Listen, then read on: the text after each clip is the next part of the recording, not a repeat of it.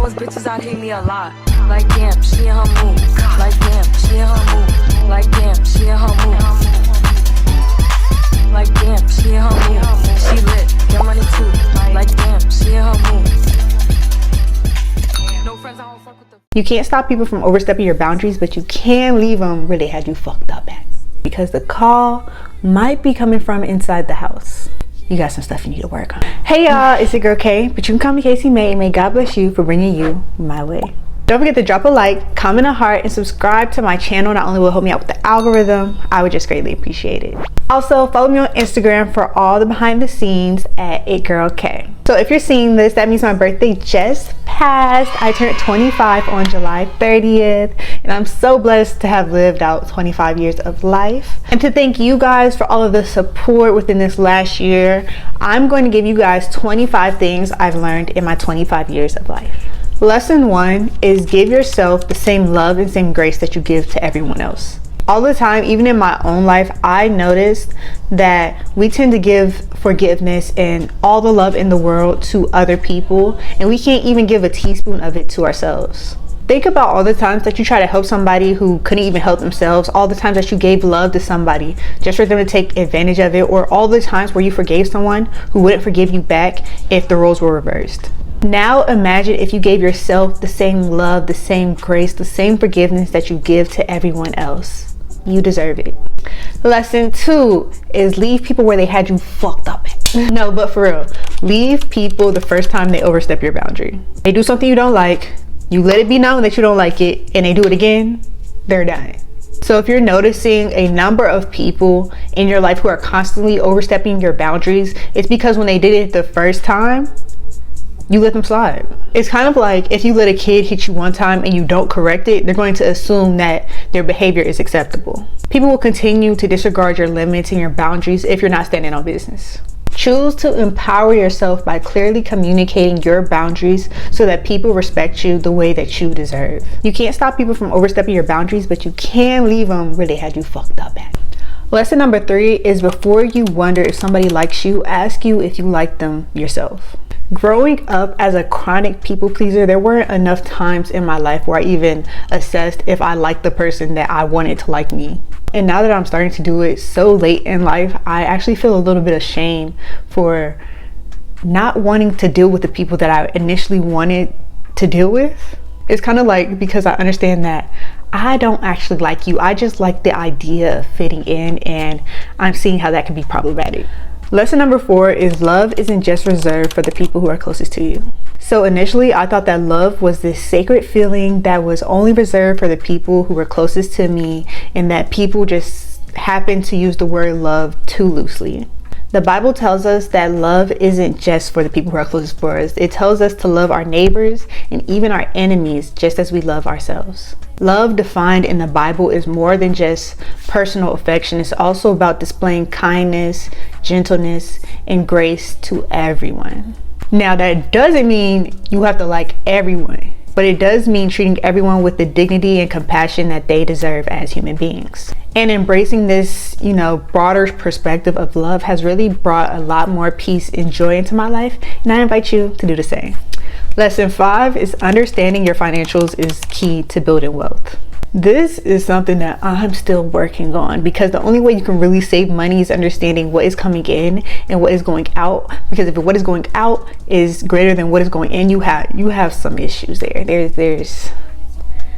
You got some stuff you need to work on. For me, budgeting is so hard because I feel like I'm in my 20s. I am the youngest and sexiest I will ever be. But then a part of me feels like, okay, yeah, you're the youngest and sexiest you'll ever be. But if you want to build a future of wealth, you need to sacrifice now for later. Really, I just need to start telling myself no. Lesson 6 is to celebrate yourself even for the smallest, teeniest, tiniest of wins. You finished the day at work. You cooked and washed dishes in the same sitting. You uploaded a video and got 3 likes. If you're anything like me, you might sometimes feel like even when you have a big win, you still feel like you're not doing enough. And that might be because you're not celebrating the smaller ones. Celebrating the small wins helps you to appreciate the journey as well as not exhaust and overwhelm yourself constantly looking to achieve the next thing. So my advice to you is to embrace your progress and honor your efforts. Lesson 7 is you can't control your circumstances, but you can control how you react. You may not have been able to control the outcome, but you are able to control how you'll readjust. You can't control how other people treat you, but you can choose who to hang around. Your circumstances do not define you, but how you choose to respond does. So embrace your ability to react out of strength and positivity and build the life you desire. Moving on to lesson 8, and that is it's okay to break up in a relationship. I feel like when it comes to breakups in this generation, someone always has to be in the wrong. Somebody has to be the problem. Somebody has to be the aggressor. But I want more people to understand that somebody does not have to do something wrong for a relationship to end. If you are no longer fulfilled in a relationship, you have every right to leave. It is perfectly okay to break up with somebody because you don't like the person they're becoming. Maybe you learned something new about them and you don't like it, or even you just want to be single. You should never feel like a hostage in any relationship. Your happiness and your well-being is a priority for you. Lesson number 9 is to kill people with kindness. I always tell people that you should choose kindness even when people are trying to provoke you, because you are going to run across people who thrive off of disturbing your peace. They want you to get out of character. They want you to lose your composure. But when you are living in your sweet, kind girl era, all of their efforts, all of that negativity is just going to reflect right back onto them. Staying in a kind spirit isn't only going to preserve your character, it's also going to highlight their nasty spirit. And trust me, I'm not saying that you should let anybody get over on you, walk all over you, bully you, or any of that. But what I am saying is that some people, especially trolls, they just simply aren't worth your time.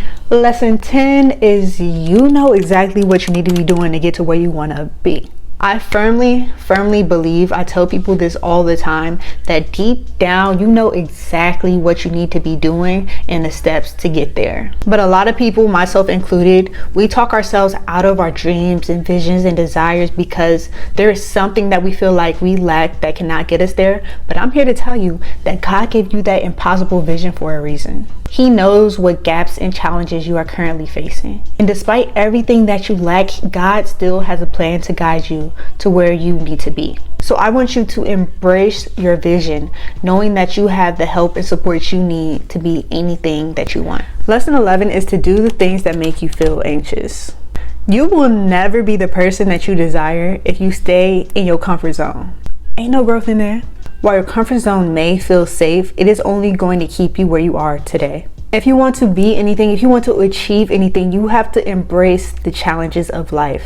So if you want to be a content creator and you're scared of talking to your camera in public, I challenge you to get used to that. If you want to be a gym girly, I challenge you to embrace working out in front of other people. And since I want to save money, I challenge myself to tell myself no. True growth requires you to step into the unknown and embrace discomfort. Lesson number 12 is that you are not confident until you can stand in a room full of confident people and still be confident. True confidence comes from knowing that nobody's abundance, presence, scarcity, or lack of can enhance or devalue you in any way. You are complete, you are worthy, regardless of what others do or do not have. Your value is inherent and unshakable despite anyone else's circumstances around you. Lesson 13 is you are the reason for where you are currently in life. So if you love your life, you probably made some great decisions, and if you didn't, you're probably feeling stuck, maybe even depressed right now.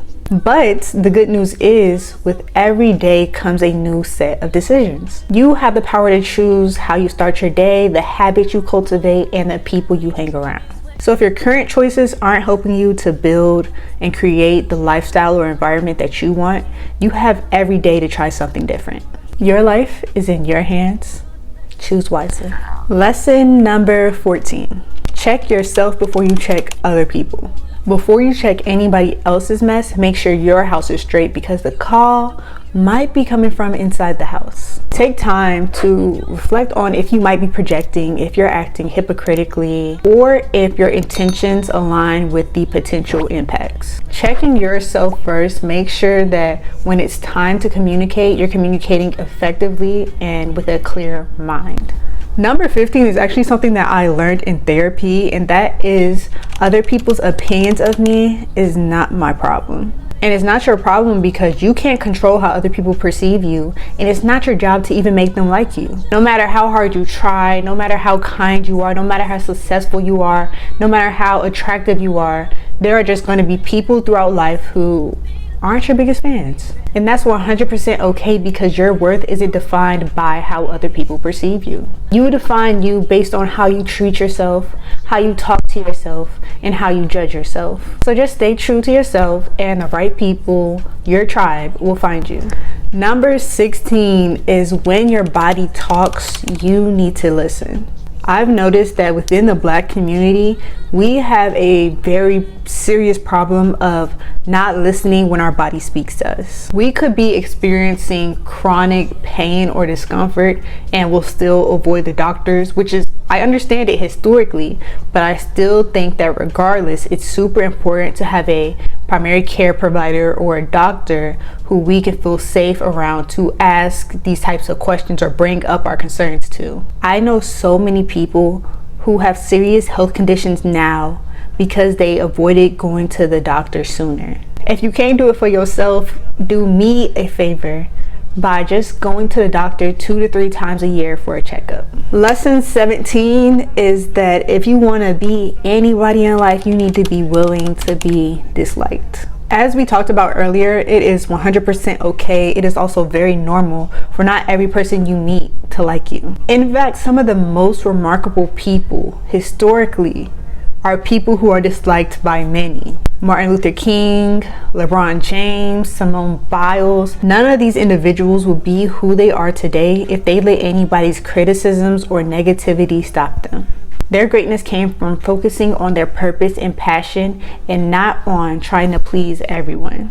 The right people will appreciate you for who you are, and your impact will be all the more powerful knowing that you didn't let other people's opinions get to you. Lesson 18 is to trust in God's knowing and not your own understanding. Even though you may not get everything you want out of life, trust that God always has your best interest in heart. Know that that thing that you didn't get is going to be more fulfilling and aligned with your true purpose. So like we discussed earlier, God knows every detail of your life, and with that, He has a perfect plan just for you. So even when you don't see the immediate signs or you can't seem to understand the reasoning, know that God knows what's best. Release your perspective and believe in God's all-knowing love and grace. Lesson 19 is everybody has hard times. Storms are just a natural part of life. And some seasons may be rainier than others, but eventually you have to acknowledge that this season isn't forever. You're not the first that's going to have to navigate through tough times, and you're not going to be the last. So believe me when I say you're not alone. I have confidence that you have the strength that you need to get through any season. Number 20 and number 19 kind of go hand in hand, and that is I am not a victim of life. I was the type of person who always victimized myself in any situation. Like I would just always wonder, why is life happening to me? Why isn't life happening for me? Why do all these bad things seem to happen to me? Why? And then it wasn't until then that I realized that my circumstances were because of the choices I've made. Like I said previously, I was the reason for where I was in life. So like they said in Songchi, when you aim for nothing, you hit nothing. It's the same way with life. If I'm just going through the flow of life and I'm just like whatever comes my way, accepting whatever comes my way, then of course I'm not going to be happy. I'm not going to be satisfied with where I am. It's easy to blame others, whether that's people, whether it's a circumstance, whether it's God, whether it's the universe, whatever it is. The common thread in all of these situations is me. And recognizing this shift from victimhood to taking ownership of my life has helped me build the life that I want it to be. Lesson 21 is community is so important. And this is a lesson that I didn't grow up learning because I grew up as an introvert, and as an introvert, I can't speak for anybody else, but for myself, I thrive in my alone time. I cherish my alone time, but at some point I had to be real with myself and admit that nobody likes to be lonely. Building a community of people that I love and people who love me back has helped me fulfill that inner child need of belonging. You should have a community of people who make you feel seen and heard and hold you accountable for your bullshit. And the key to building this type of community is to stay true to yourself, because if you're pretending to be somebody else, then you're going to attract people who like that other person. But when you're being you, you attract people who love you for you. Lesson 22 is that there is nothing wrong with being weird or standing out.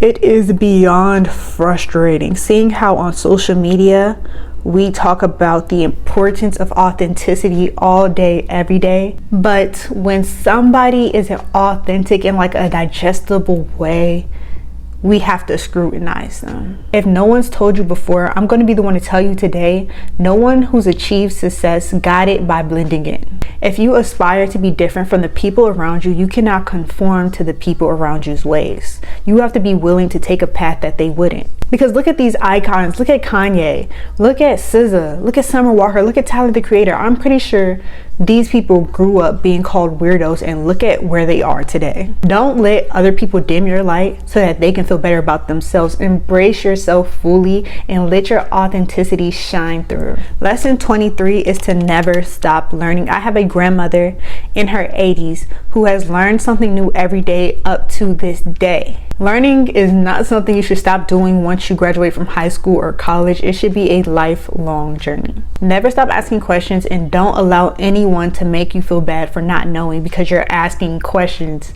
to get a better understanding.